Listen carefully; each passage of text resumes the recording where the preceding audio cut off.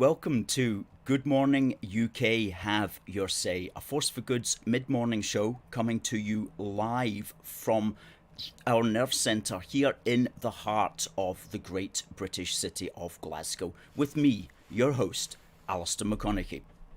And goodness me, today we have got a lot to speak about, so please do send in your comments and please do tell us what you think about the nationwide elections which occurred last week. There's certainly some changes going on and there's things that need to be spoken about. Good to see Frankie coming in already, and good morning, Morwina.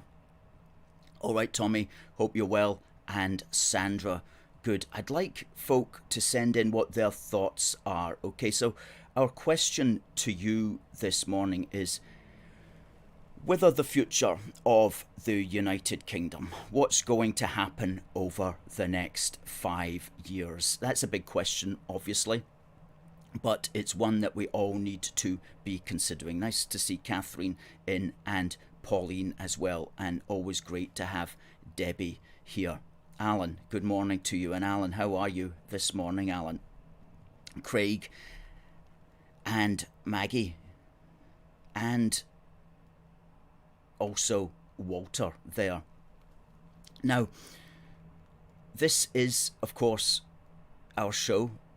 Good Morning UK Have Your Say. Please do send in your comments. And I am your host, Alistair McConaughey, director of A Force for Good. This is our 18th morning show.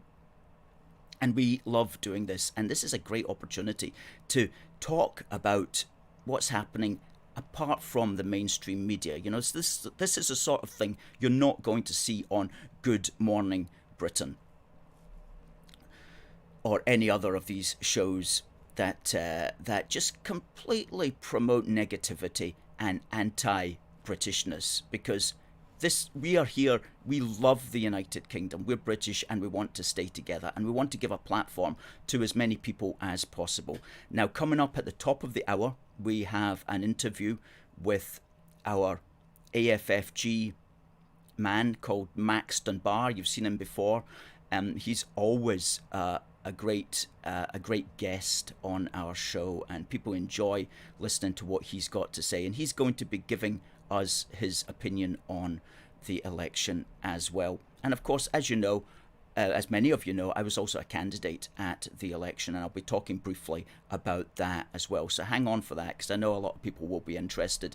Good morning, Gina and Des and Sheila. Sheila says businesses will leave Scotland because of the uncertainty. The SNP will destroy Scotland. Well, there are certainly worries about that, aren't there, Sheila? There was bad news this morning about a business leaving Scotland. McVitie's, of course, leaving Glasgow, but I don't know the full story behind that and the extent to which that might be tied in with what's happening in the wider picture. But certainly, how can you possibly set up a business in Scotland if you don't even know whether or not you're going to have a trading border with the rest of the United Kingdom in 2 or 3 years' time? It's simply not a feasible option. And the SNP don't seem to realise that, and if they do realise that, then they simply don't care.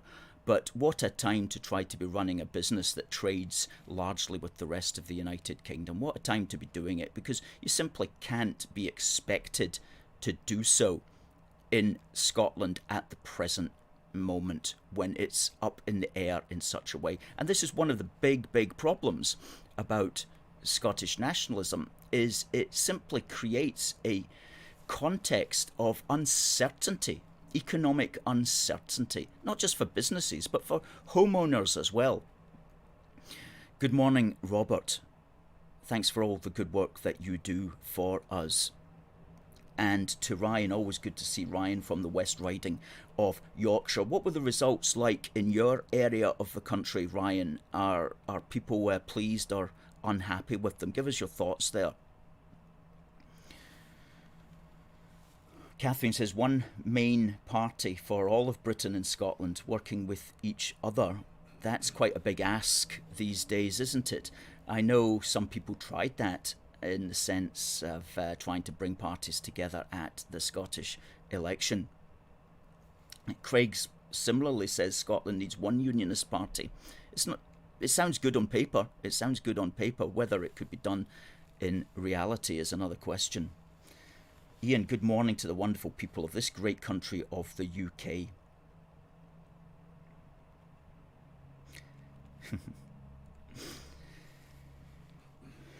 Pauline says the SNP winning one extra seat was not a great success for them. This one seat, despite the TV coverage that Sturgeon got. Her blanket main channel coverage was wrong, and yet she did not get the result that she wanted. Well, that's a good point, because Sturgeon had everything going for her. I mean, she had basically her daily show almost on the BBC, where she would stand up and she would masquerade as the great leader, and she would tell us how she had everything under control, and the BBC wouldn't even allow proper discussion and questioning of what she was saying. So she had her own show, basically to promote her own face, and that's one of the reasons that she managed to hold steady, basically hold steady. Now, she got one extra seat. They wanted to have a governing majority. Now, for the SNP to have a governing majority, that means that they would have to have 65 seats. Now, they fell one short of that. They had 64 seats. So as a party, they did not achieve the governing majority that they wanted.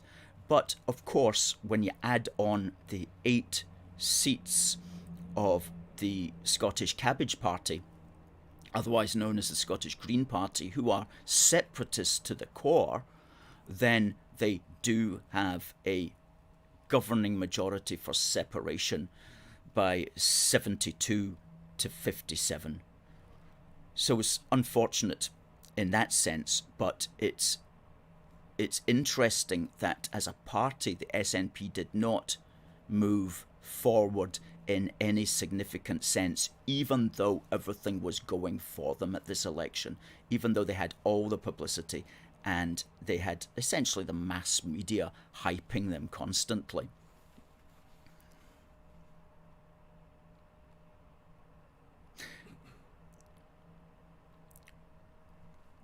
Colin says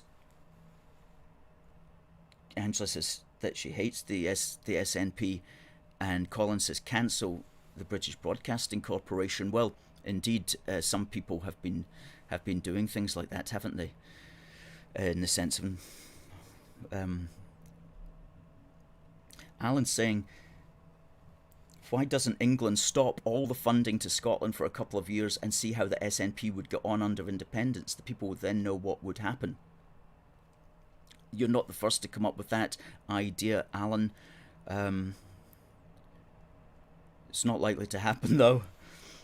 Ryan's coming back from the West Riding saying, generally speaking, the Conservative Party made gains in the council elections in West Yorkshire, but Labour managed to ascertain the newly founded and hideous Metro Mayorship of West Yorkshire Combined Authority.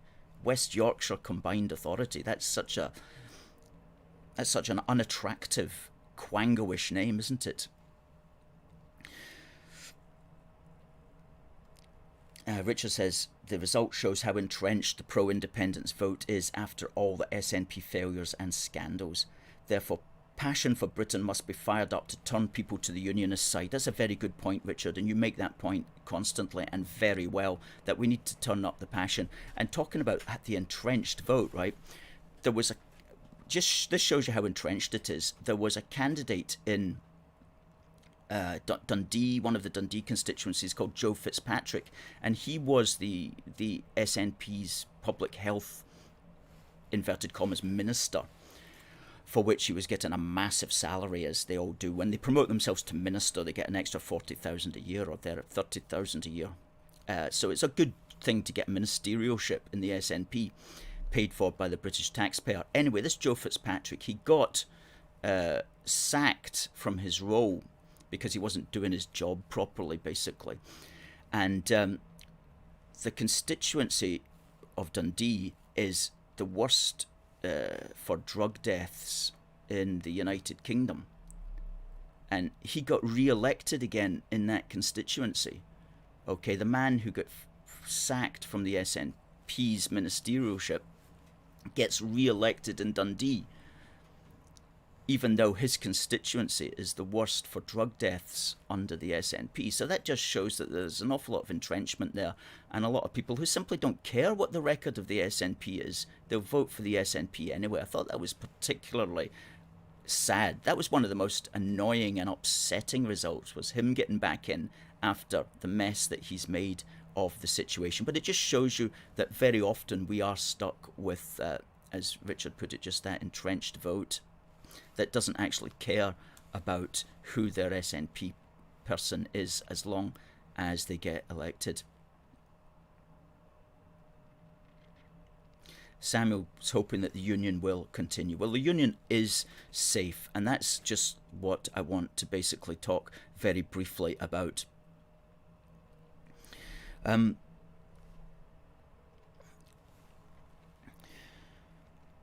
Firstly, did tactical voting make a difference? Yes, it did make a difference. Jackie Baillie got back in as a consequence of Tories voting for her, and probably Liberal Democrats as well.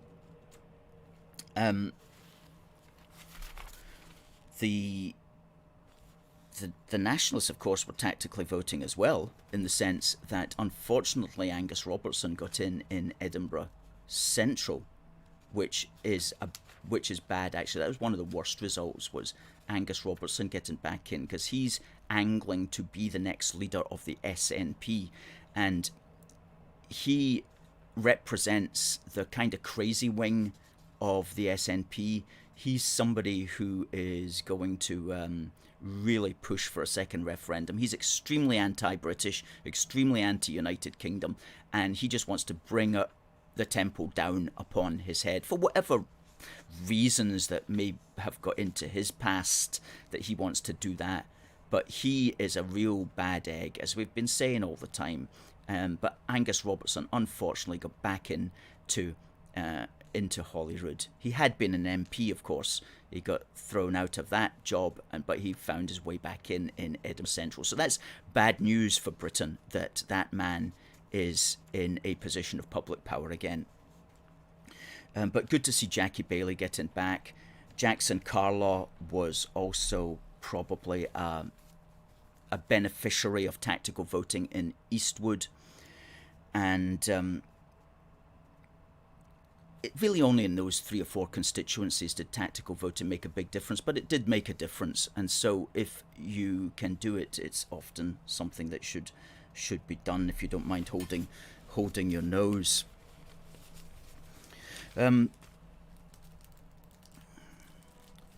Andrew says, what's your thoughts on Angus Robertson taking the oath in German? Well, my first thought is extremely puzzling. Why would he be doing that?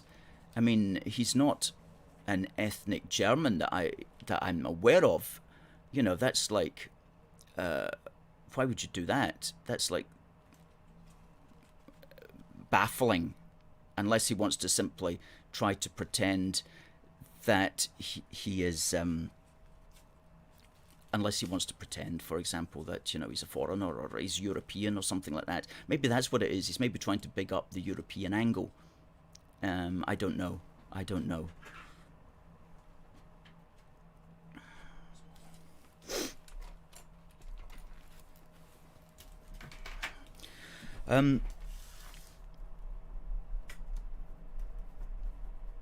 Yeah, Marjorie says she was so disappointed to see Angus Robertson back. We all were, Marjorie, absolutely. Yeah. So apparently somebody's just saying there that Angus Robertson's mother is German. Well, okay, that would explain why he's got a German connection then.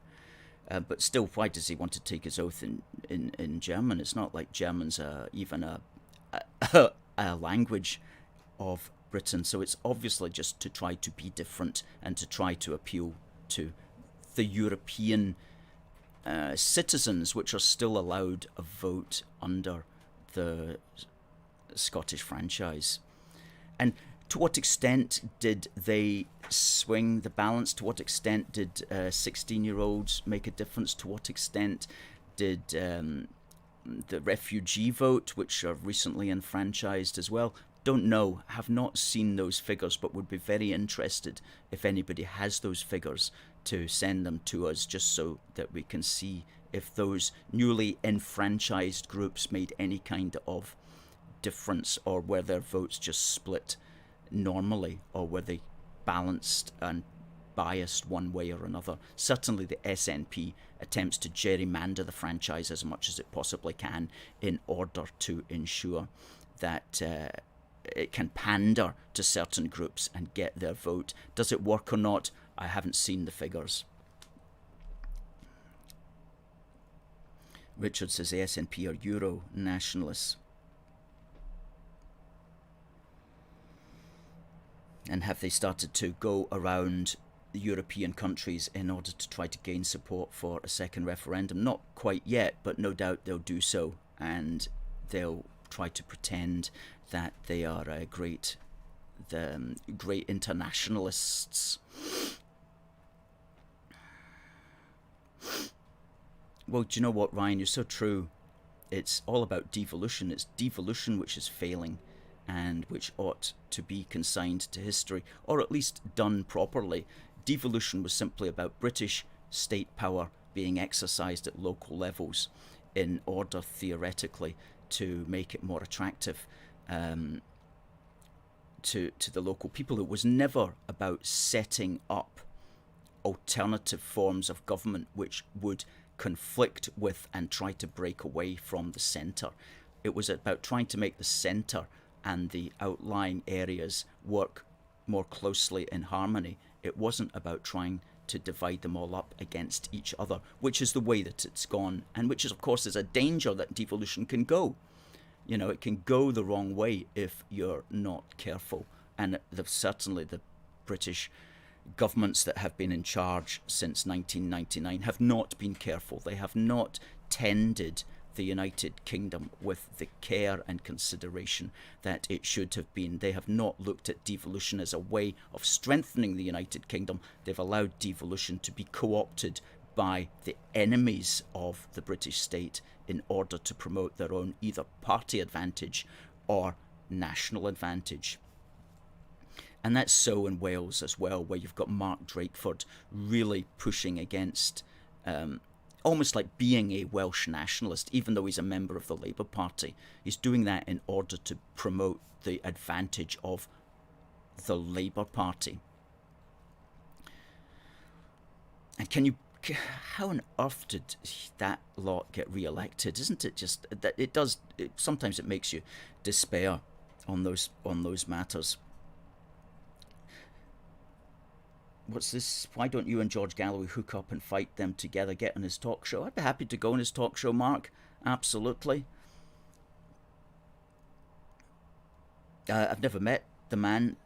They perhaps didn't do as well as they had wanted to do, All for Unity. I don't know if they had the media profile really outside of social media. I don't know to what extent they were actually known about. Certainly the mass media was keeping the lid on them, but I know that the guys who were involved in it did the best that they could. That was for certain, and they had a good idea there, the idea of Unionists uniting.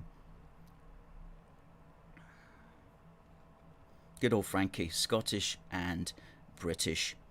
Folks, some good points there that are coming in. Now, one of the commentators that I saw, and it was Andrew Neil, and he made a very good point, and I'm just going to bring this out here. And it was like what Pauline was saying basically earlier in the program, is that she had everything going for them, including the fact that millions of leaflets and much propaganda was put about, basically making no mention of independence, as Andrew Neil points out here in his article in the Daily Mail on May the 10th. And of course, once people voted for her, and voted for the SNP, then goodness me, their vote was all about independence. And she now claims that because it was in her manifesto that she was going to advocate for a second referendum, then if she is forbidden a second referendum, then that is somehow, a democratic injustice.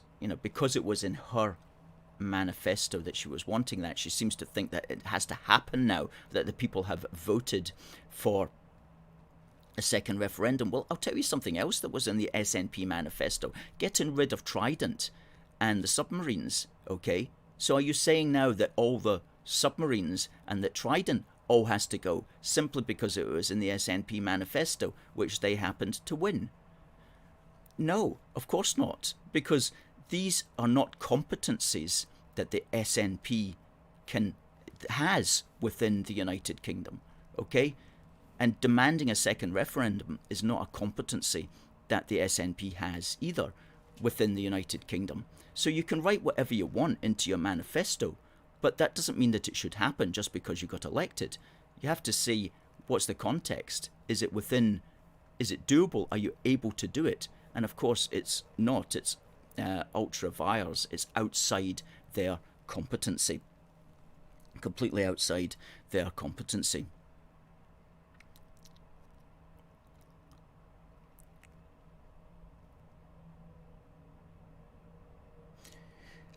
What's this? Dave says regional assemblies were introduced by Blair at the behest of the EU in advance of when full integration was. Well, Westminster. Yes, I've heard of that. The idea that devolution was part of an EU plot is what Dave is saying, and that might be possible. I don't know. Now that we're out the EU, though, we can still try to get it working properly if we have a government that has got the imagination to continue to hold the United Kingdom together. Now, in 5 minutes at the top of the hour, we're going to have our guest, who is Max Dunbar, who is our head of security for AFFG, and we're going to talk about his views on what's happened in the election, and we'll also mention actually the Union Day celebration, because Max was behind organising some of that as well. So I'll ask him how he thought that day went. And thank you to everybody who came out. That was on Saturday, the 1st of May.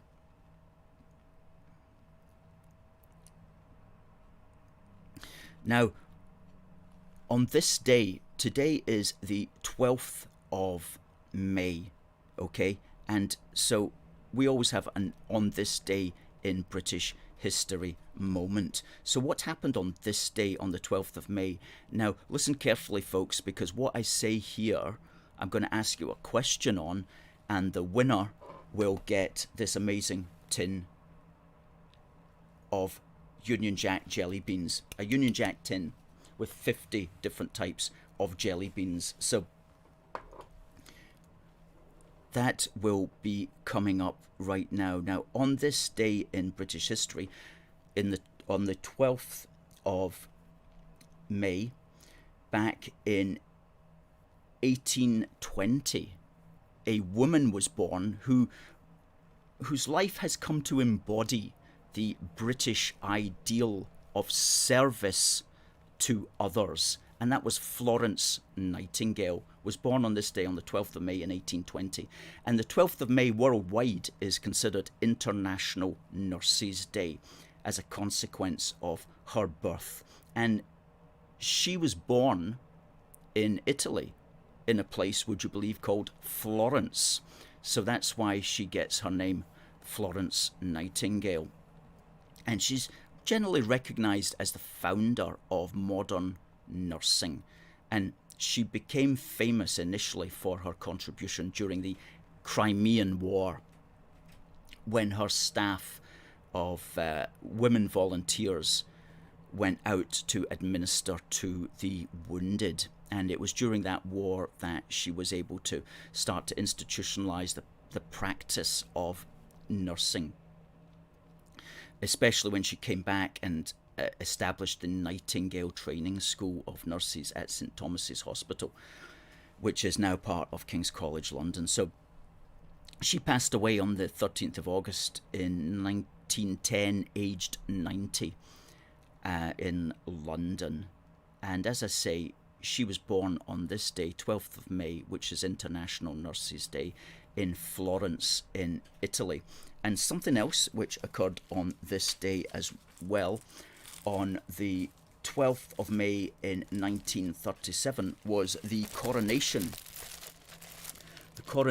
of George VI.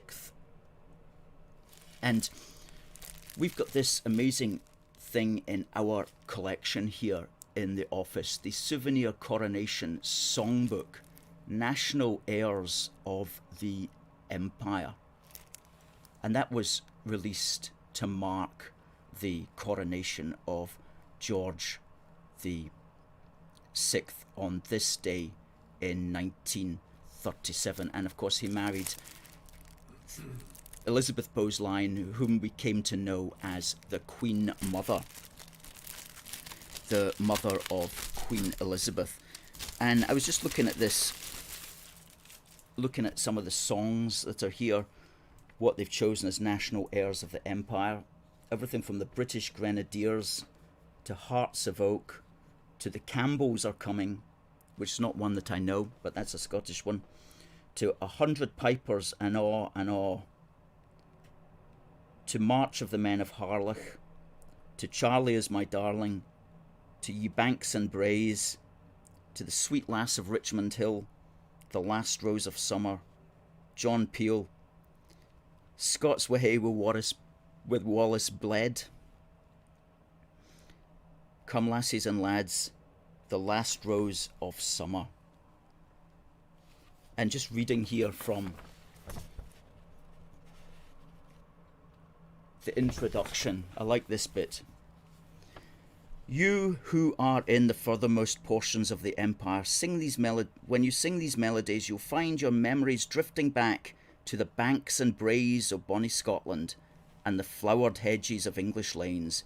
You will hear the notes of the harp in your own Erin and the deep, rich voices that resound amid the valleys of Wales. You will know that we here at home in Britain are also singing these songs that are so part and parcel of the race, and you will know that this bond is so real and so sincere. And it continues in that vein.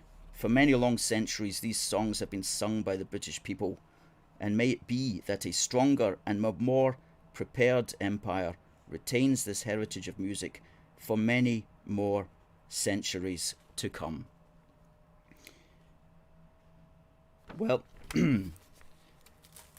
completely concur with that sentiment. Now, the question which I'm going to ask, and please can you send in your answer to this email, contact@aforceforgood.uk. Which town in Italy was Florence Nightingale born in? That's a fairly easy question. So send in your answers to that question. Now, coming up in a couple of minutes will be our guest. I see that he's in the waiting room at the moment, and we'll be talking to Max. Now, many of you actually already know as well that I was a candidate at the Scottish election, and I stood for a party that I established back in 2003 called Independent Green Voice. And we had 5 candidates standing, and we actually did fairly well. And Max was one of the candidates as well. So we'll talk about that with Max. Now, I see Max is in the waiting room. Now, he's actually in the AFFG studio. So we'll bring in Max right now.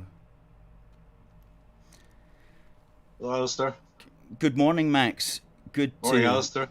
Yeah, good to see you. I enjoyed Uh, your AFFG coffee, by the way. It was very good. yeah, good. And the AFFG Jaffa Always just cakes. the right brew, just right. Yeah, absolutely. Absolutely. Well, we try to make our guests as comfortable as possible here when they come round to our studio. Now, Max, you're looking very well this morning. You've had a good couple of weeks, especially with the AFFG event that Yes, you helped to arrange back on Saturday, the 1st of May, yes. when we had about 50 people in George Square. What were your thoughts about that? Because you were one of the main organisers for that. Well, I think that was one of the best turnouts that we had, and also the organisation of it went very smoothly. All our equipment was tip top. We had the more powerful PA system, which was very effective, and a very good show of flags. And the police liaison was first class. We didn't have any problems at all with the opposition. There were relatively few opposition. I believe the number was around about 70 people attended it. There had been another event prior to theirs in the same place, and probably some of the people who were at that event stayed on, uh, possibly out of curiosity for the following event. So it was fairly low key, to be honest, by their standards. They had a very powerful PA system, much more powerful than ours, but it didn't really interfere with our activities and what we had to say. And to be honest, most of our talk was directed more towards our supporters rather than competing directly with people on the other side of the square. So there was really no friction at all, to be honest.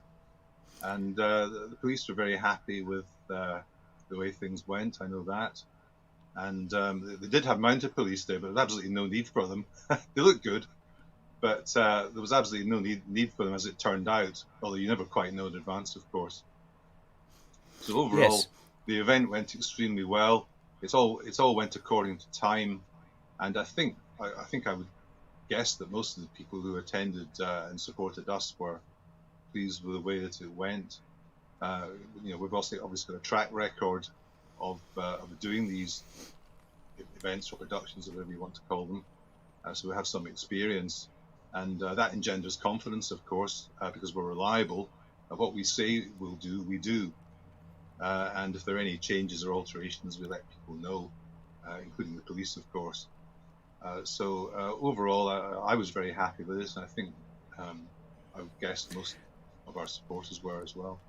Yes, absolutely. And as you say, we have this track record now, and Yes. we have a great team around us. We've got a team of marshals who do a tremendous job in just helping to organise the setup of it, to keep everybody happy, to guide people, to look out for things, to help Mm. the police where necessary, with advice and so on and so forth. So we've got it really well organised, and so Yes. anybody that wants to come along, they know that this is an extremely professionally done event.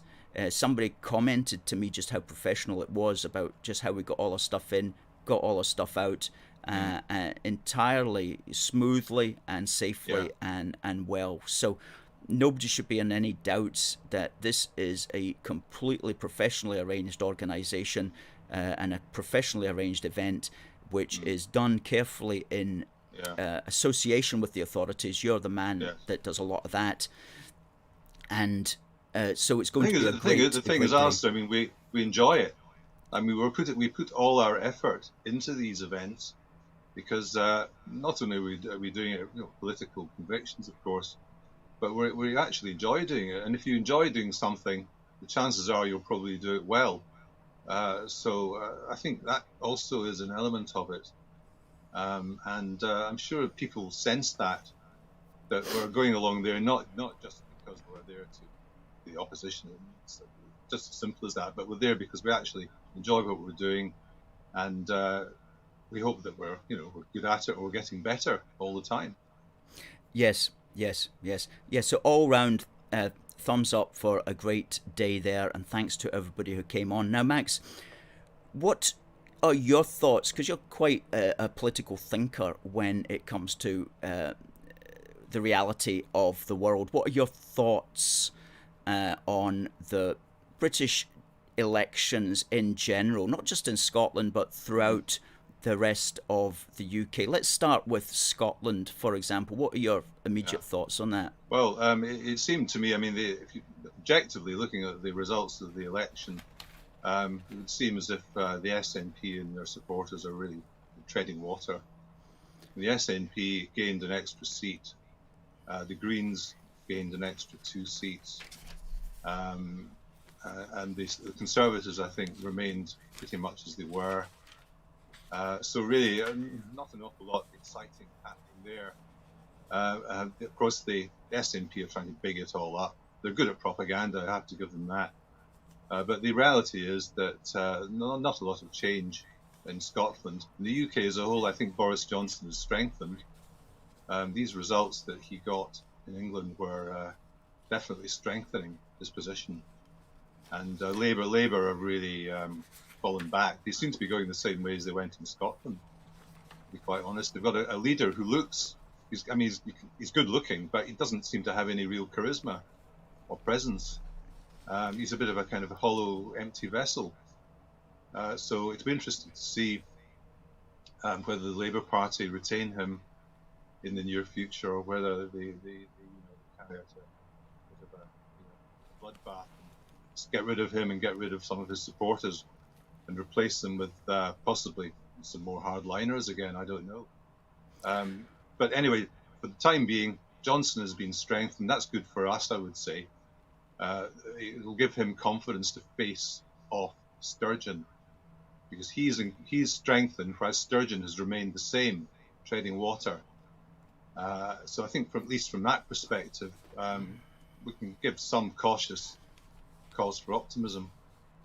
That's a good point. That's a good point. The extent to which his position has been strengthened and Sturgeon has, I like that phrase that you used, treading water. That's really what it is. It's almost like she's reached the high point of her vote, and even to the extent of trying to gerrymander the electorate by giving the vote to basically everybody she can possibly think of. She's still not really moved forward in any significant sense. And where we are at the moment is that we're basically 50% of the country approximately, or at least those who bother to vote. Because the real winners here were, again, the majority of Scotland that doesn't bother to vote, or at least 37% of Scotland doesn't want to vote this time. This is the highest turnout that we've ever had. And it's not particularly high, 63%, the highest turnout we've ever had at any Scottish election since 1999. And still, it still doesn't make much difference to her at all. So she is treading water. And Boris Johnson, whatever one may think of him, he is the British Prime Minister, and he does have the perfect right and duty and responsibility to say to her, no, you're not going to break up the United Kingdom on my watch. Because the other thing is the other thing is you could extrapolate from that in terms of a referendum and say, well, if nothing much has really changed in terms of the makeup of the Scottish Parliament, that would maybe suggest that the electorate would probably vote 45% for, 55% against. If there were another referendum, which, I mean, of course, you and I agree there shouldn't be. But if there were, it would tend to suggest that the things haven't really changed much in that respect. I don't know what you think about that. I do believe that nothing much has changed in that respect, which is a pity in a way, because it should have moved much further to our view. It should have moved much further for the Union. The thing is, I mean, the principal opposition to the SNP are the Conservative Party in Scotland, and they need to be a little bit more aggressive. I think one of the mistakes that I think they made was in their leaflet, where they didn't promote their leader in Scotland, Ross, enough. you seem to be promoting Davidson over Ross. The photograph of Davidson was large. The photograph of Ross was small. He appeared to be a subordinate figure. Now, why would you do that? I mean, Keir Starmer have a photograph of Jeremy Corbyn, enlarged on their leaflet, and Starmer in the top left-hand corner or something. No, of course not. So why did the Conservatives do that in Scotland? What's the reason for that? Good point. They maybe thought that there was some sort of electoral advantage to doing that. They must have thought that, but quite why, I don't know. But certainly what needs to happen, and Andrew Neil also was suggesting this, is that we've now got at least 2 or 3 years of time. The next big thing will be the British general election, which is to be held on 2nd of May 2024. So that's 3 years away. Okay, now you can be sure that at that election, all the same arguments that we've heard are going to come out again. So by that time, Boris Johnson had really better have been working with his colleagues to really strengthen the union and to really put the point over that as British Prime Minister, he has the perfect right, duty and responsibility to defend the union and not to risk it unnecessarily in these crazy referendum innovations that they get up to. And also, I mean, Boris Johnson really ought to be visiting Scotland a bit more and asserting himself up here. I mean, he's a big character. He's got charisma. Sturgeon is really more opposition than Starmer in many respects. So it'd be good if he came up here and really made a presence a bit more frequently. Yes, absolutely. And not be shy about meeting the general public.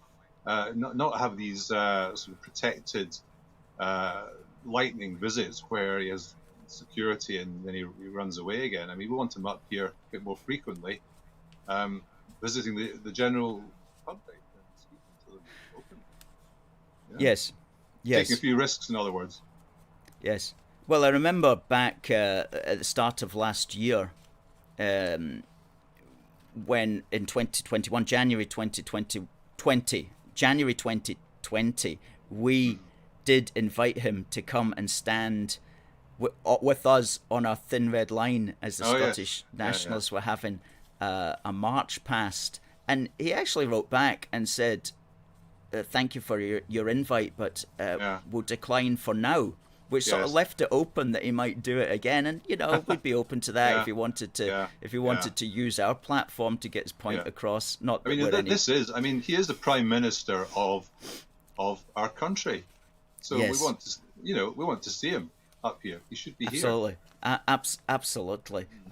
Incidentally, Alistair, you mentioned earlier on Independent Green Voice, and I'd like to congratulate you on how well you did with the party and the support that we got, and you as principal candidate, of course, in Glasgow, getting 2,210 votes.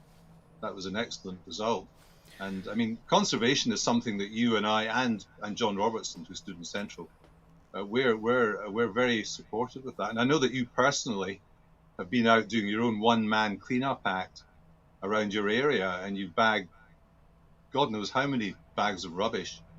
Hundreds of black bags of rubbish. Yeah. I mean, I've been involved in similar activities in my area, and years ago in the 1980s, I was out on the committee of the Kelvin cleanup, hauling shopping trolleys, etc., out of the Kelvin, and that was good.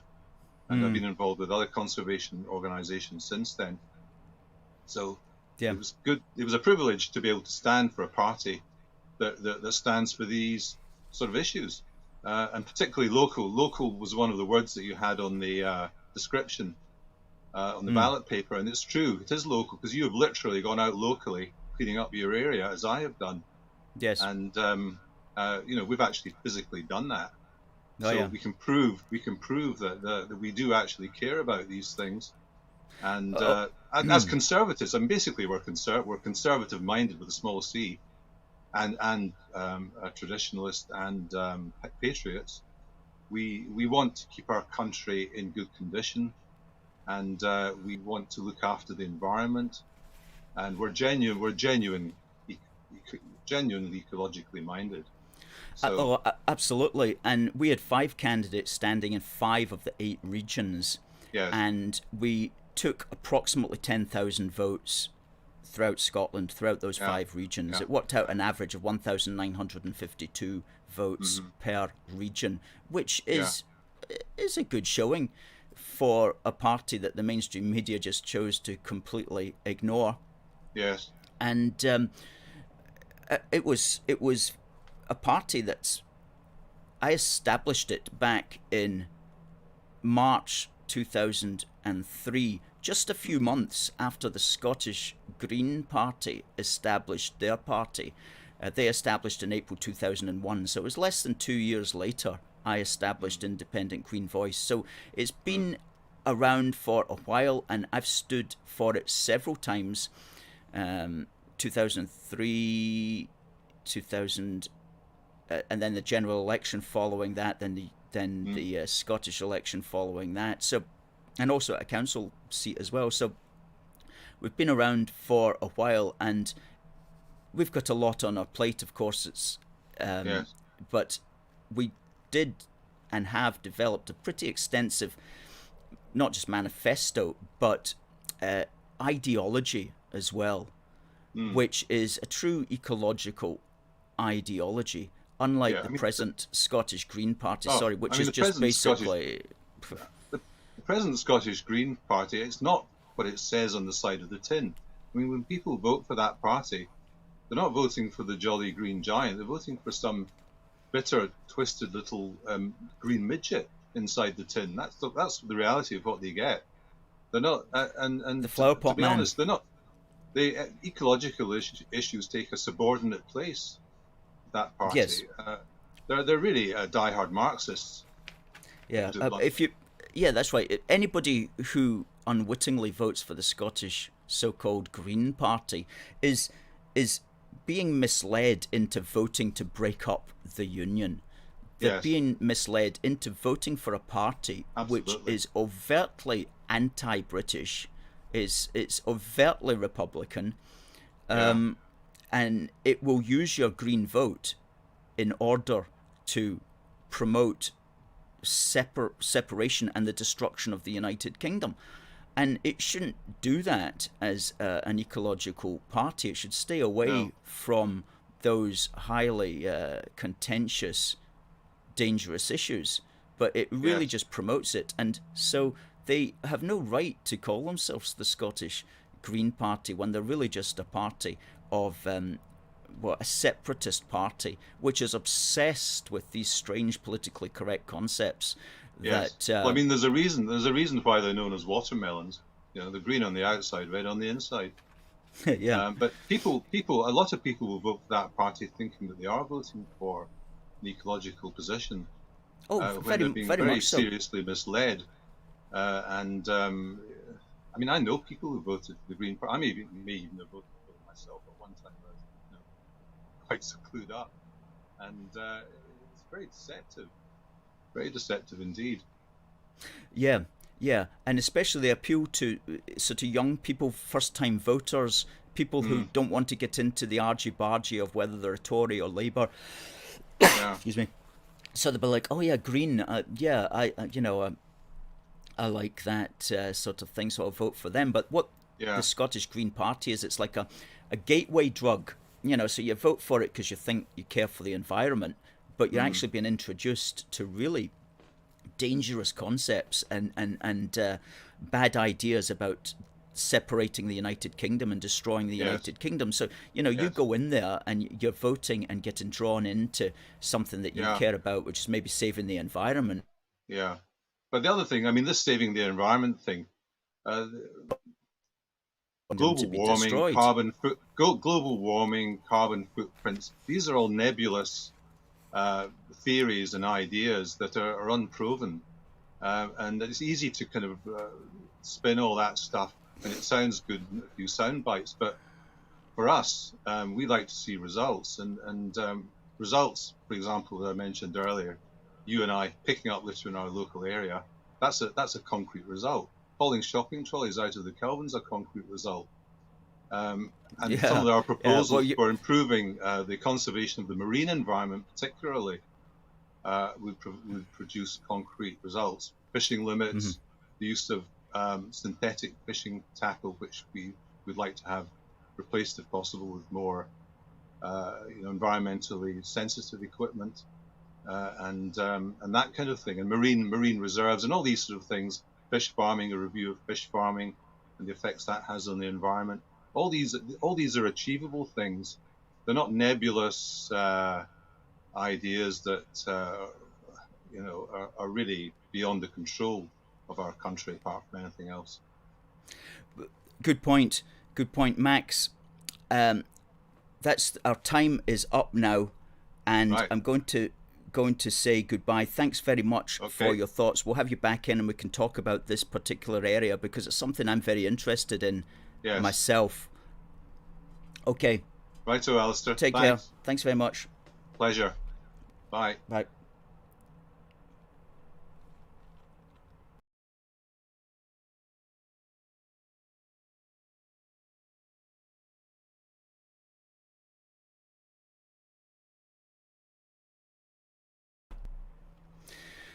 There we go, folks. Thanks. Just had to go out and come back in there after 5 seconds or so because I noticed my camera was freezing up there, but we're back again.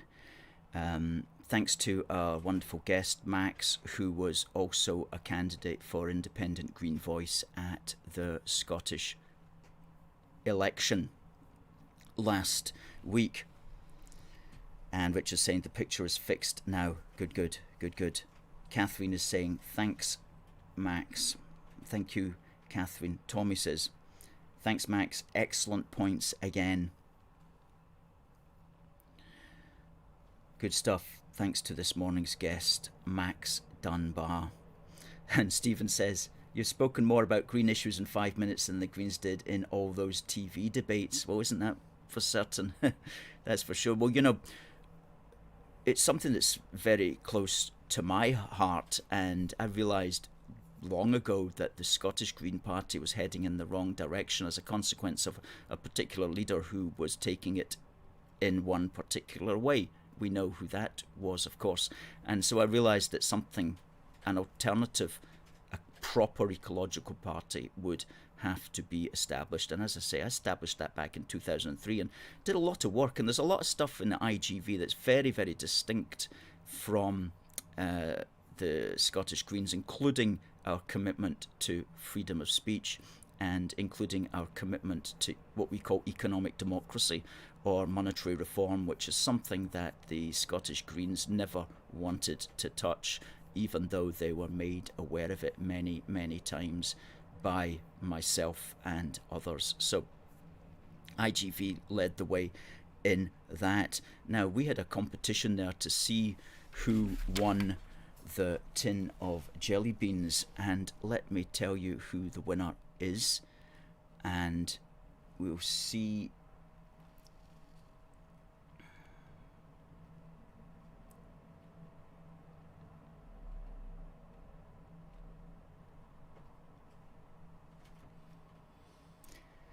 Well, we do have a winner, and let me bring up the winner now. As always, people fired in messages and fired in the answer, and so you all got it within a few seconds of each other, but the person who won, and let me just write this person's name up.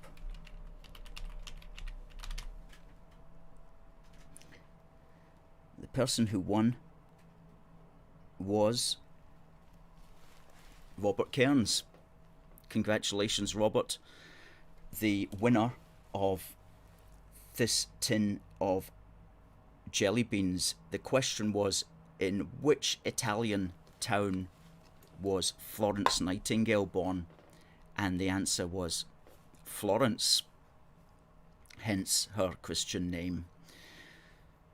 So, Robert, if you can send us by that email, if you send us in your address, and we'll get that tin off to you today. So congratulations to you for that, Robert. Tommy says, well done, Robert. Debbie says, congrats, Robert. Stephen says, well done, Robert. Twigman says, brilliant, Robert. Richard says, congratulations, Robert. And Kathleen says, congrats, Robert. So it just remains for us to say, congratulations, Robert, to this week's winner. Well done. Good stuff. Good stuff.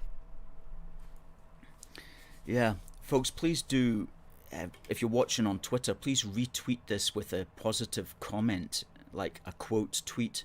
If you retweet us with a quote tweet, then we can retweet you to over 26,000 people. Talking about thousands of people, yesterday our Facebook page passed the 35,000 followers mark, which is really, really good. And so I want to thank the Facebook team for what they do to keep our Facebook page a professional and intelligent environment for people, and also our Twitter team as well for what they do to keep Twitter right up there. Twigman says, really love your work and message, Alistair, and at a force for good. Keep it up. We certainly will, sir. We certainly will keep it up. Definitely. We're in this for the long term. You know, we're already figuring out what we're going to be saying at the British general election in 2024, and then there's the Scottish election in 2026. We will be here for that, believe us. We will be here for that. We're in this for the long haul. It's not like we're ever going to give up. Okay, we're going to be in this for the long haul. So you know, if you invest your emotion and your energy and your time and any donations, you know it's going to be well spent. It's going to be time and energy and money well spent, because we're in this for the long term, and we've got lots of ideas about how to take this forward. Because what we have to do now is consolidate. That's the phrase, consolidate. The union is safe. The union is safe. There's no reason for it to be risked in an unnecessary referendum. Boris Johnson will surely refuse to give one, and he will be correct democratically and morally, because he has to stand up for the right of the United Kingdom to hold together, and for the right of everybody else who is British, wherever they may live in our islands or indeed the world, who want to see the United Kingdom stay together. That rests upon the Prime Minister of the United Kingdom. That's his duty, his responsibility, and his right to hold the United Kingdom together. And he's strong enough to do that. So the United Kingdom is safe, at least until the next British general election. That's for certain. And that's how the British state is held together. It's held together at the level of the regular British general elections, when people vote for representatives to go to the British Parliament to represent them and their constituents, and indeed all of the United Kingdom. It's at that level that the British state is held together, at the British parliamentary level, not actually at the devolved levels. And that's been long understood by those of us who understand the British Constitution, but many commentators don't properly understand the British Constitution. Many academics don't, and many people who get interviewed by the mass media don't understand it either. And that's one way that you can psychically protect yourself, is to switch off the mass media, because the mass media will have it in now for the United Kingdom. And we've been seeing that recently, the extent to which the BBC pushes the separatist people. So a good way of defending yourself psychically is simply to switch off the news when they start their anti-British agenda, and come in and watch some common sense here at A Force for Good. Sandra says, enjoy the sweeties, Robert.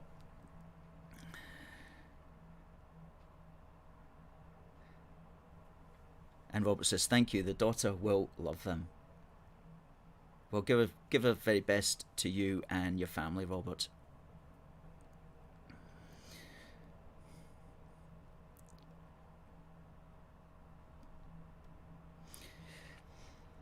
Catherine says, thanks, Alistair and team. Well, thank you.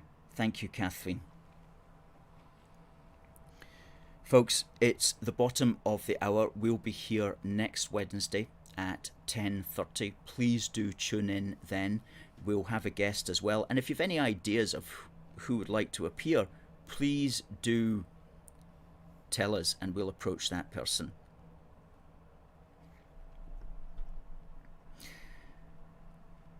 Okay, folks, it just remains for me to say thank you very much for watching.